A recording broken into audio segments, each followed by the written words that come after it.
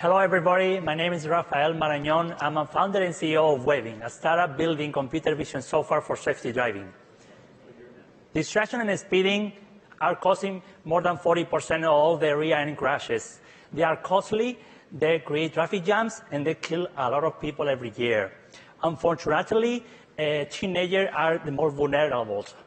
They use a lot the phone, they are inexperienced drivers, and 83% of them, they're driving old cars. Parents buy a new car with all the fancy advanced safety technology, and they pass the old one to their kids. Our team is committed to solve part of this problem and make our roads safer for them. That's why I created Wavyn, a safe driving app to reduce distractions and send driving alerts to family members. Drivers just have to mount their own phone on the dashboard of their car, and depending how they're driving, they get rewards or they get alerts. The family members also, they have access to the detailed report of how they are driving, so they can have further discussion on improving driving habits. As you can see in this screen, this is actually what the driver sees all the time during the trip. We have carefully designed this using best practice on driver user interactions, so to avoid all type of distractions. We use the camera and the sensor of the phone to provide 5 metrics. We provide speeding, distractions, hard braking, rapid acceleration, and the more important one, tailgating or forward collision warning. Let me show you here how our core technology is actually working inside of the app.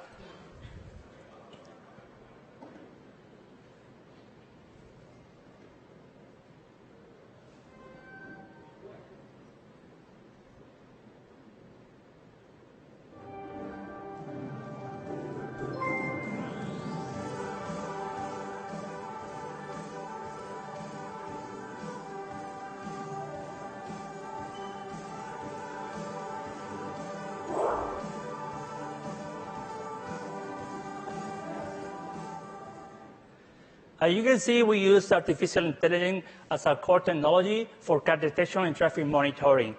Forward collision warning is reducing the rear-end collisions in about 23%. At Wavyn, in our business model, we are targeting mainly 3 types of customers. First of all, family who buy a premium subscription to monitor the driving of their kids, insurance company who distribute discounts to good drivers, and car-sharing company who license our software to provide extra value to their drivers. In our pricing model, we have 2 offerings: freemium, which provide the full forward collision warning, but limited number of reports and alerts. And then the premium for $3.99 a month, families can actually get the full access to alert and reports, and also get uploading some of the video with dangerous situation to the cloud. In our partnership offering, we are a car-sharing company. We are running some pilot where they integrating our SDK into their own mobile app to provide drivers extra value like safety and also some engagement opportunity. Even though we're targeting initially only all cars, right now we are starting conversation with the OEMs because they're interested in our gamification and reward platform. The use case is very simple. In the family, normally they have different cars, and the user want to have a consistent experience across all those cars. So in the distracted driving space, we have positioned Wavyn as the easiest and the inexpensive way to get real-time forward collision warning in any car. To build Wavyn, I'm getting help from my former classmates from MIT who are doing a fantastic job on the computer vision algorithm and the driver experience designs. Right now, we just launched a few days ago in Android and Google Play Store, and just in the first week, we got over 1,500 trips and over 300 driving hours. Now, in the next 3 months, we plan to reach out our first 30,000 users, launch the paid premium application with with reward from the first 5 partners. So any of you is interested in any of our partnership or investment opportunity, please let me know. Definitely, we can work together to make our roads safer. Thank you.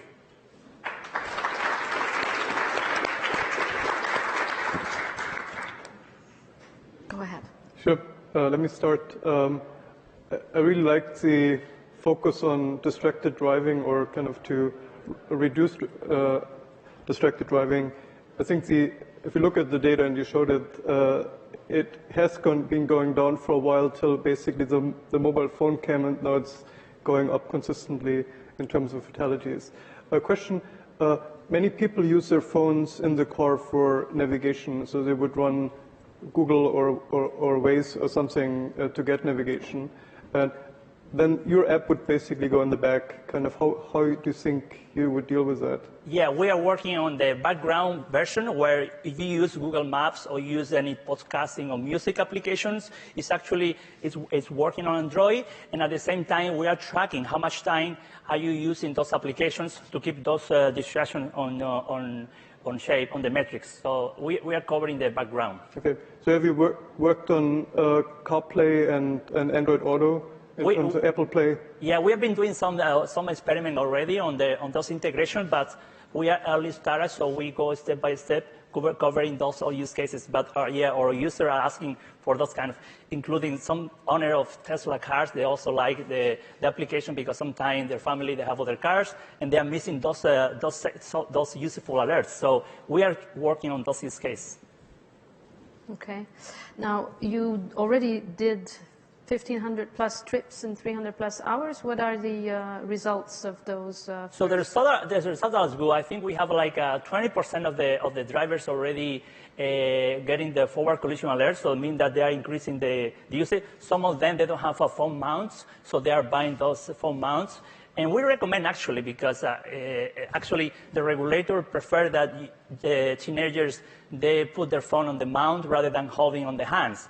It's better if the phone keep on the pocket, but it's not going to happen. So I think this is one of the things that is increasing over time. As soon as the driver gets more than 5 trips, they're finally buy the phone mount.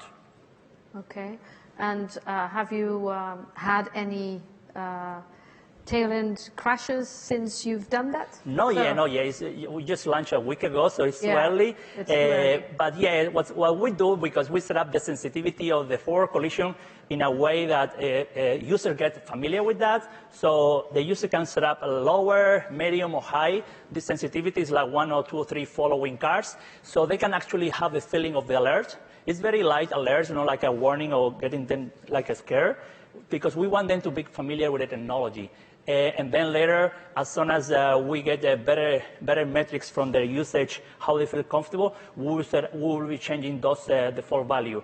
The more important from this is just for them to be educated that this is helpful. This is not like an alert that to avoid a collision. It's more educational, where they perceive the need of this kind of hint. For example, some of our users actually they find useful because when they don't have these alerts, they just already develop the sense, oh, waving at this time or this distance will alert me. So they start developing those kind of sense.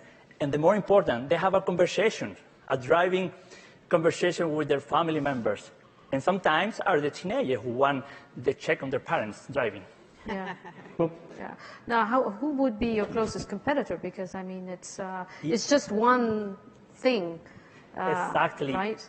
Yeah, we are in between two kind of areas because we are the only application actually offering the forward collision warning.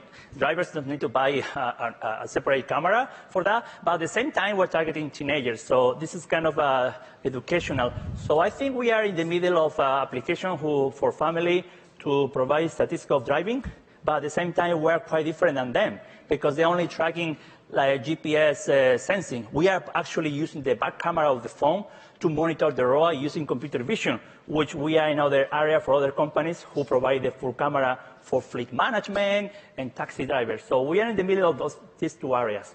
Okay. All right. So I think that's, oh, you go ahead, Stefan. Is there time for more questions? Yeah, go ahead. One quick question and maybe one little longer. What's the battery impact you have on mobile phones? And then the second question is more if you're thinking more about the social aspect and like giving points. The points is nice to get points, but are you thinking of going beyond it, maybe like something better deals for insurance if you behave well, or kind of loyalty programs from OEMs, cars, who would basically maybe give you some benefits on that. Yeah, also, so you asked about our main competitor in the mobile space? Yeah. Well, I think probably Life 360 would be the main competitor this time. They're offering that, charging $70 for that statistic. We are charging $40, and we provide the forward collision warning, which is unique. Regarding to the second question, of course, we are already talking to driving schools, we are talking to insurance company, so they can actually reward those good drivers. Imagine, for example, when you commute in the morning, your company insurance is covering you while you commute. So your employer is interested that you drive well, you get on time, and you don't get stressed on traffic. So those kind of reward actually can be embedded in almost in any employer. So there's a huge opportunity here to reward good driving habits. And how about privacy? Sorry? Privacy? Privacy, yeah. That's why we have two models. We have the freemium model and the premium model. Families don't want to share this with insurance company or anybody, so they pay $40.